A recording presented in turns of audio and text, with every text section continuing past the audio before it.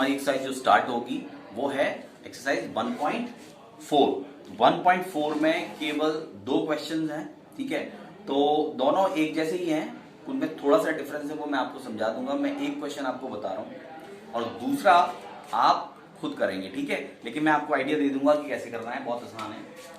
First question देखिए, first question क्या है, visualise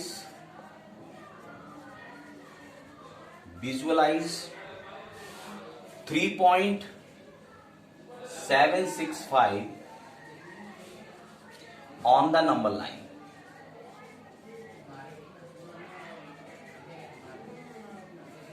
On the number line using successive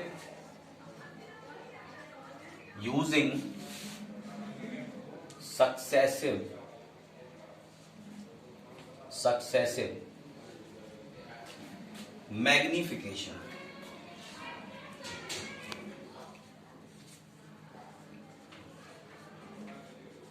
ठीक है, आपको 3.765 को नंबर लाइन पर शो करना है, ठीक है। क्योंकि इस तरह के नंबर्स को हमने नहीं अभी किया है नंबर लाइन पे शो, तो इसको कैसे करेंगे, ठीक है। तो आप इसके सॉल्यूशन में इसको नंबर लाइन पे देना है, तो 3.765 है, तो इसमें सबसे पहले ये नंबर जो है ना 3.765, ये 3 और 4 के बीच का नंबर है, 3 और 4। तो आप नंबर लाइन के ऊपर 3 और 4 पहले, सपोज यहां पर 0 है तो ये हो जाएगा 1 2 और ये 3 और ये 4, ठीक है। तो आपको ये जो नंबर आ रहा है 3.765, ये 3 और 4 के बीच में आएगा। तो हम इसे 10 पार्ट्स में डिवाइड कर देते हैं, 1 2 3 4 5 6 7 8 और 9, ऐसे कर दो, 10 हो गई है टोटल। 1 2 3 4 5 6 7 8 9 10, ठीक है। 10 इक्वल पार्ट्स में आप इसे डिवाइड कर दोगे तो ये 3.7, यहां पर देखना है तो मैं 3.7, तो 1 2 3 4 5 6 7, तो ये जो पार्ट है वो हो जाएगा 3.7 और ये वाला हो जाएगा 3.8। तो अब आप इसमें अगर फर्दर इसी में कैसे शो कर पाओगे, तो इसे मैग्नीफाई कर लेते हैं, यानी इसे थोड़ी सी बड़ी इमेज बना लेते हैं ऐसे करके, ठीक है। आपने थोड़ा इसको एनलार्ज कर लिया और यहां पर लिखा 3.7 और यहां लिखा 3.8, ठीक है। क्योंकि हमें 3.76 चाहिए, 3.76 चाहिए। अगेन हम इसके 10 पार्ट्स करेंगे, 1 2 3 4 5 6 7 8 9, थोड़े बड़े छोटे हो रहे हैं, थोड़ा सा और बढ़ा देते हैं, 1 2 3 4 5 6 7 8 9, ठीक है। 10 हो गए, ऑलमोस्ट इक्वल है, लेकिन आप स्केल से बनाएंगे तो क्लियर आएगा।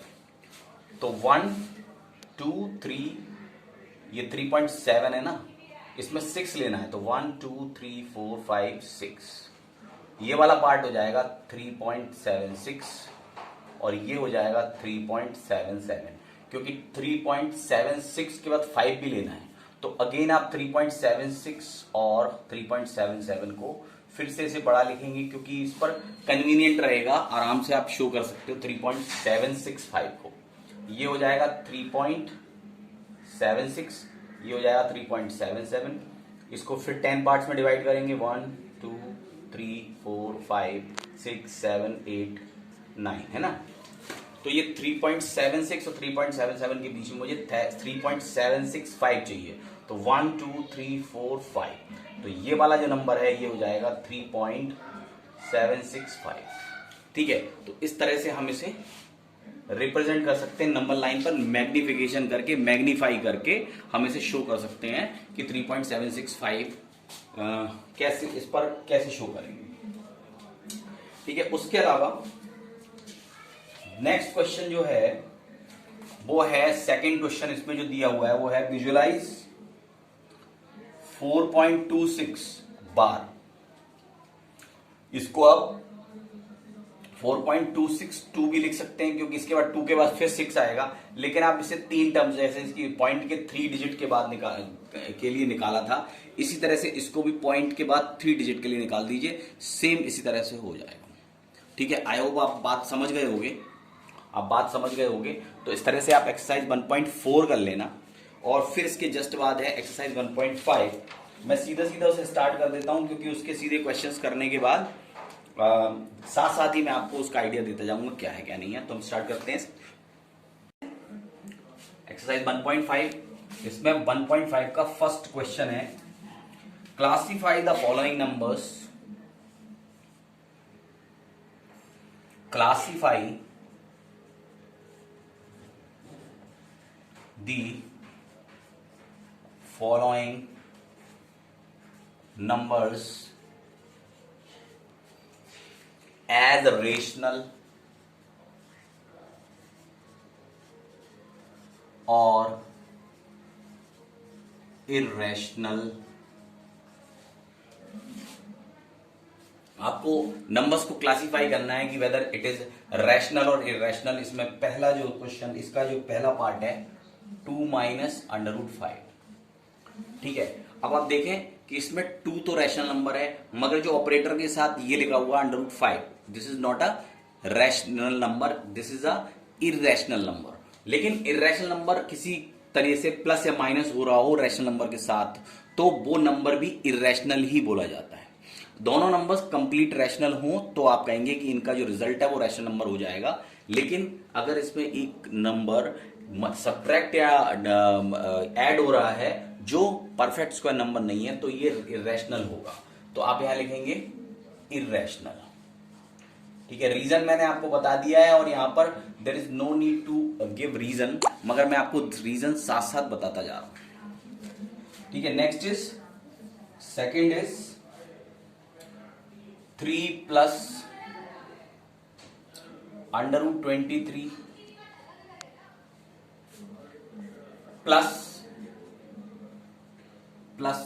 माइनस √23।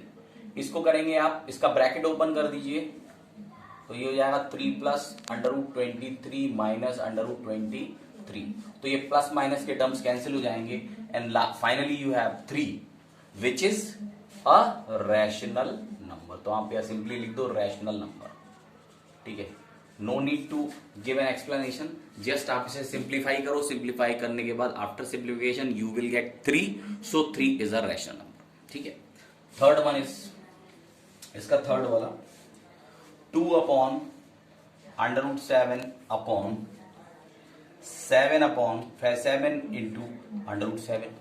अब इसमें ये दोनों टर्म्स मल्टीप्लाई तो हो रहा है, ये 2 इंटू √7 ही तो होता है, ये यहाँ पर 7 इंटू √7 होता है, ये दोनों कैंसिल हो गए तो कितना बचा 2/7। और क्लियरली ये रैशनल नंबर है, तो यहां लिख देंगे रैशनल नंबर। बात समझ आ रही होगी।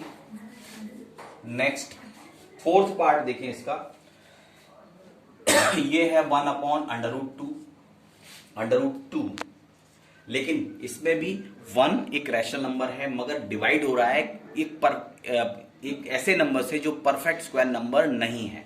तो अगर आप डिवाइड कर रहे हो, चाहे मल्टीप्लाई कर रहे हो, और चाहे आप ऐड कर रहे हो या सब्ट्रैक्ट कर रहे हो, लेकिन अगर ऐसे नंबर से मल्टीप्लाई कर रहे हो या डिवाइड कर रहे हो जो परफेक्ट स्क्वायर नंबर नहीं है, तो ये जो बनेगा ना पूरा नंबर, ये क्या होगा, इरेशनल होगा, बिकॉज इसमें जो डिनोमिनेटर है वो इरेशनल है। फाइनली फिफ्थ है 2π। ठीक है, अब 2π भी इरेशनल नंबर है, इरेशनल है क्योंकि पाई की वैल्यू इरेशनल होती है। केवल हम अपनी सुविधा के लिए, for the sake of convenience, या हम अच्छे से कैलकुलेशंस कर पाए, तो हम पाई की वैल्यू ले लेते हैं 22/7 और 3.14। लेकिन ये इसकी एक्चुअल वैल्यू नहीं है, इसकी जो एक्चुअल वैल्यू है वो बहुत बड़ी होती है, डेसिमल के बाद बहुत सारे प्लेसेस तक जाती है, यानी ये एक इरेशनल नंबर होता है। ठीक है, तो यहां पर पाई से पाई के साथ 2 मल्टीप्लाई हो रहा है तो भी ये इरेशनल है, क्योंकि 2 is a rational number but pi is a irrational number, so multiplication of both will also be a irrational number. ठीक है, तो ये फर्स्ट क्वेश्चन हो गया. चाहे तो आप इसे स्क्रीनशॉट कर लें, मैं नेक्स्ट कराता हूं उसके बाद. ठीक है, इसको कर लीजिए.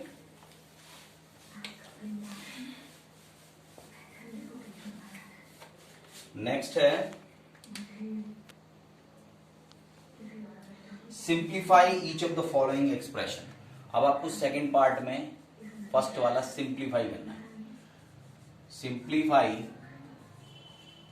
Each of the following. ठीक है, इसमें फर्स्ट है इसका 3 plus under root 2 3 plus under root 3 2 plus under root 2.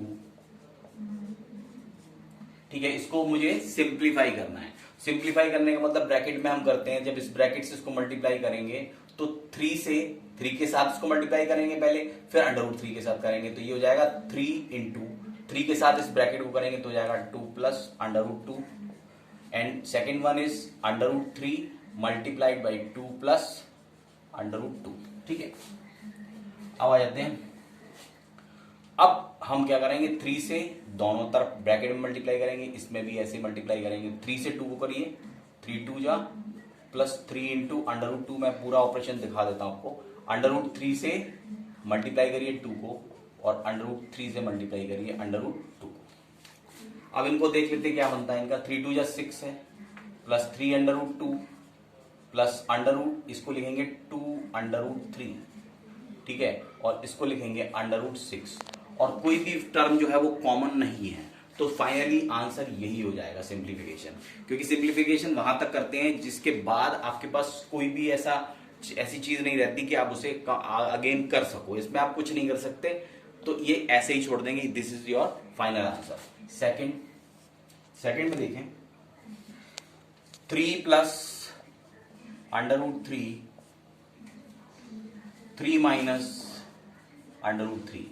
तो इसमें हम आइडेंटिटी भी लगा सकते हैं a square minus b square वाली, और चाहे तो आप सिंपली इसको मल्टीप्लाई कर सकते हैं. दोनों तरह से कर सकते हैं क्योंकि आइडेंटिटीज आप 8th क्लास में पढ़ चुके हैं. ठीक है, आइडेंटिटीज आप 8th क्लास में पढ़ चुके हैं, तो चाहे तो इसे आइडेंटिटी से करें, नहीं तो बिल्कुल सिंपल इसी मेथड से कर सकते हैं. 3 into 3 minus under root 3 plus under root 3 into 3 minus under root 3 3 into 3 minus 3 into under root 3 plus 3 into under root 3 minus under root 3 into under root 3.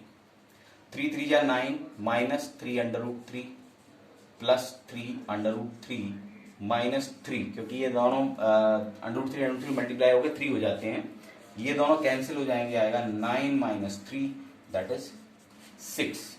तो ये आपका सिंप्लीफाई हो गया, ये आंसर हो गया इसका. नेक्स्ट देखते हैं, इसका थर्ड पार्ट देख लेते हैं. वो है under root 5 plus under root 2 का होल स्क्वायर. इसका स्क्वायर है तो इससे आप लिख सकते हो under root 5 plus under root 2 और under root 5 plus under root 2. तो इसे a प्लस बी के होल स्क्वायर से भी आप कर सकते हैं, लेकिन a प्लस बी की ना करें तो आप सिंपल मेथड से भी कर सकते हैं. इसको एक बार 2 बार लिख लिया मैंने, अंडर रूट 5 कर लिया multiply under root 5 plus under root 2 plus under root 2 under root 5 plus under root 2. ठीक है, इसको कर लो under root 5 into under root 5 plus under root 5 into under root 2 plus under root 2 into under root 5 plus under root 2 into under root 2. ठीक है, तो ये हो गया 5 प्लस ये हो गया अंडर रूट 10. ठीक है, प्लस ये भी हो गया अंडर रूट 10 और ये हो गया 2.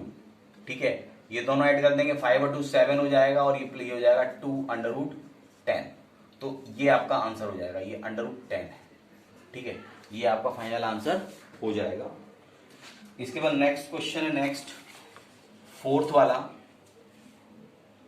ये है अंडर रूट 5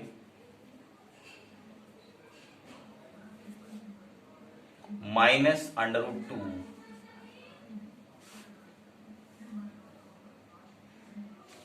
और √5 प्लस √2।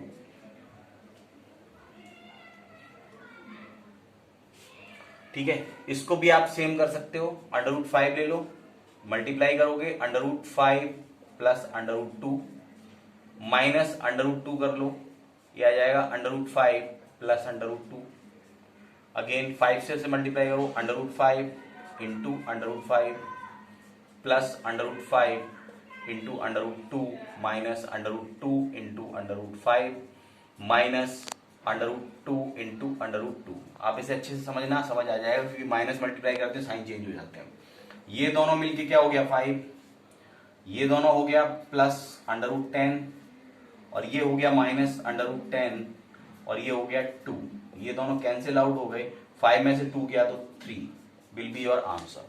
तो इस तरह से मैंने सभी कर दिए सिंप्लीफाई, और आप इसको एक बार प्रैक्टिस करेंगे, उसके बाद फिर मैं कल आपको इससे और आगे वाले क्वेश्चन स्टार्ट करूंगा मैं, और देखता हूं मैं कुछ होम असाइनमेंट के लिए कर पाया तो मैं करूंगा। ठीक है, तो आप इसे करिए, और इससे रिलेटेड मैं कुछ क्वेश्चंस आपके लिए कल डालूंगा, आप यहां तक कंप्लीट कर लें। इसके बाद जो एक्सरसाइज 1.5 का सेकंड पार्ट में मैं बाकी के क्वेश्चंस कराऊंगा। और आपको कुछ क्वेरीज करनी है, कुछ भी क्वेरीज करनी है, तो उनकी इस केस में आप व्हाट्सएप पे बात करें या मुझे कॉल भी कर सकते हो, या जैसे भी अवेलेबल पॉसिबल है वैसे मुझे कांटेक्ट करके आप जरूर बताएं कि आपको कुछ अगर डाउट है तो पहले अपना डाउट क्लियर करें।